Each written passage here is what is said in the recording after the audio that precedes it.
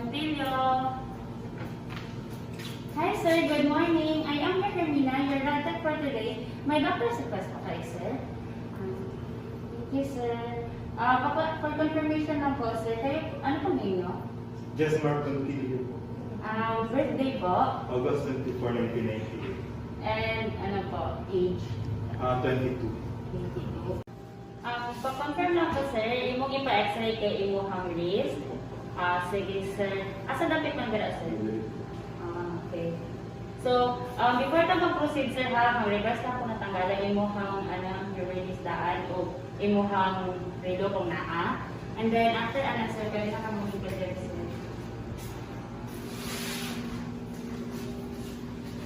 Sakit ka ayaw imong kamot, sir? Iman ka ay? Ano man ang pa-x-ray ka, sir? Ay, nagulo lang tapos na ano na ako, natupod na ako. Sige, sir. Gunita na ako. Gunita na ako, sir, ha? Kung okay lang sa inyo, ha? Ayan, sir.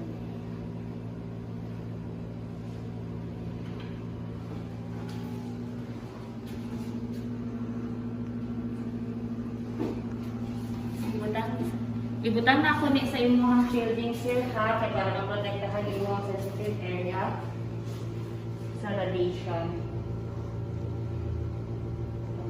Man lang gawin, sir.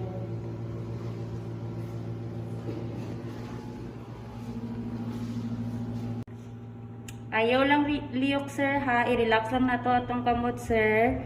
Okay, sir. The patient position is seated at the end of the radiographic table with elbow flex at 90 degrees. The part position is placed at the surface of the IR with hand pronated and is slightly arched to place the wrist in close contact to the IR. IR to be used is 8 by 10 inches lengthwise with minimum SID of 40 inches. The central ray is directly perpendicular at the mid-carpal area. Collimation on 4 sides including the distal radius and ulna and mid-carpal area. No breathing instruction, but I let my patient look away to protect his eyes from the harmful light of the X-ray. The evaluation criteria. The following are visible in the PA projection of the wrist: mid-metacarpals, proximal metacarpals, carpals, distal radius, ulna, and associated joints, and pertinent soft tissue of the wrist joint, such as fat pads and fat strips. All the intercarpal spaces do not appear open because of irregular shapes that results in overlapping. The true PA is evidenced by the following. Equal concavity shapes are on each sides of the shaft of the proximal metacarpals. Near equal distance exists among the proximal metacarpals. Separation of the distal radius and ulna is present except for possible minimal superimposition at the distal radio-ulnar joint. Okay, sir. Kumana, sir. Next position na, sir. Gulitan ako yung kamot, sir. Hain ako kung sakit. Kaya lang, sir. Okay, sir. Relax lang nga ito itong kamot, sir, ha? Ayaw liyok, sir.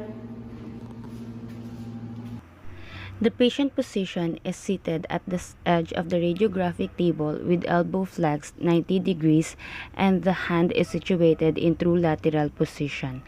The central ray is directly perpendicular to the mid-carpal area and collimate the 4 sides including the distal radius and ulna and also the metacarpals. The IR to be used is 8 by 10 inches lengthwise and the SID is at a minimum of 40 inches. The evaluation criteria for the lateral projection of the wrist. The distal radius and ulna, carpals, and at least the mid-metacarpal area should be visible on the radiographic image. The true lateral position is evidenced by the following. Ulnar head should be superimposed over the distal radius. The proximal 2nd through 5th metacarpals all should appear aligned and superimposed.